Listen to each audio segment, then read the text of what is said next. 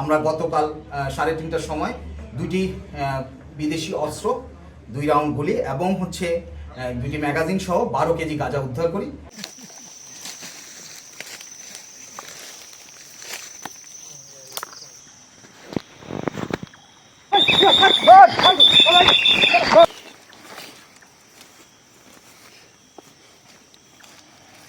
Sir এটা কালো কালো ফুটলো স্যার। দেখো কি আছে। স্যার কালো আরেকটা ছোট কি যেন দেখা যায় স্যার। খুলো কি আছে? শক্ত, এটা শক্ত। এটা খুলে হবে নাকি এটা? বসো, বসে দেখো খুলো। কি সাহস! বসো তুমি। দেখো আরে বাবা। স্যার এটা অস্ত্র স্যার। ওটা অস্ত্র। বাবা। ইয়াসিন দেখো। কি রকম হ্যাঁ? সাবধানে খুলবা। দেখো তো। শক্ত দেন। স্যার শক্ত কি যেন দেখা যায়। খুলো দিলে একটা খুলো। হ্যাঁ খুলো দি কি আছে দেখো। দাঁড়ান। খুলো। মনে হচ্ছে এটা কি আছে? মনে হচ্ছে অস্ত্র। ওরে বাবা অস্ত্র স্যার। অস্ত্র স্যার। দেখছেন অস্ত্র? ম্যাগাজিন আছে? স্যার ম্যাগাজিন তো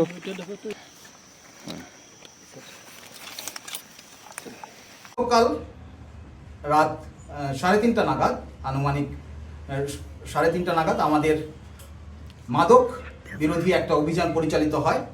এটা অ্যাবসলিউটলি মাদক বিরোধী অভিযান ছিল।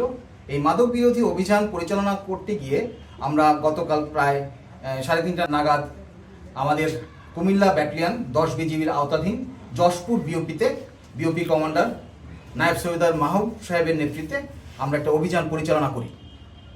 উক্ত অভিযানে আমরা আকস্মিকভাবেই কিছু গাঁজা উদ্ধার করি এবং আকস্মিকভাবে ওই গাঁজার ভিতর থেকে আমরা 2টি বিদেশি অস্ত্র, 2 রাউন্ড গুলি উদ্ধার করি।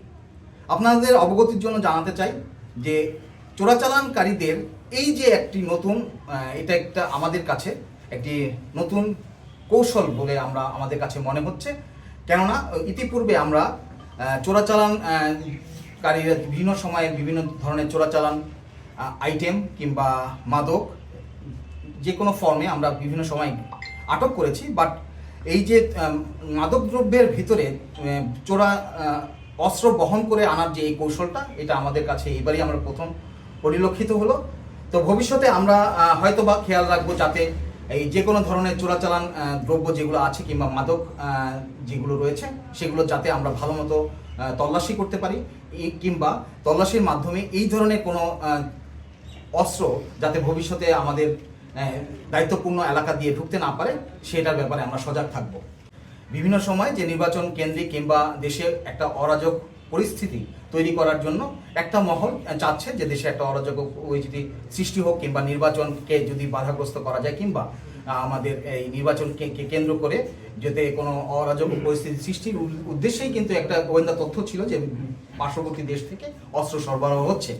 এখন এইটাকে আমরা এই হিসাবেও ধরে নিতে পারি, কিংবা নর্মাল যে চোরাচালান কিংবা নর্মাল চোরাচালানকারীদের মাধ্যমে, অস্ত্র চোরাচালানকারীদের মাধ্যমে একটা চোরাচালানের একটা সম্ভাবনা থাকতে পারে। এটা আমরা ইতিপূর্বে এখনো নিশ্চিত না। এর বিরুদ্ধে হয়তোবা আমাদের অস্ত্র এবং মাদক দ্রব্য চোরাচালান আইনে মামলা হবে। সেক্ষেত্রে মামলার ক্ষেত্রে যদি তদন্তকারী কর্মকর্তা পরবর্তীতে যদি তা উদ্ধার করতে পারে, তো সেক্ষেত্রে আমরা জানতে পারবো। আপনারা জানেন আমরা ইতিমধ্যে কিন্তু ইতিপূর্বে যে এই ধরনের অভিযান পরিচালনা করতাম, সে বর্তমানে আমরা পূর্বের তুলনায় আমাদের আভিযানিক কর্মকাণ্ড পূর্বের তুলনায় কিন্তু অনেক বেশি বৃদ্ধি পেয়েছে।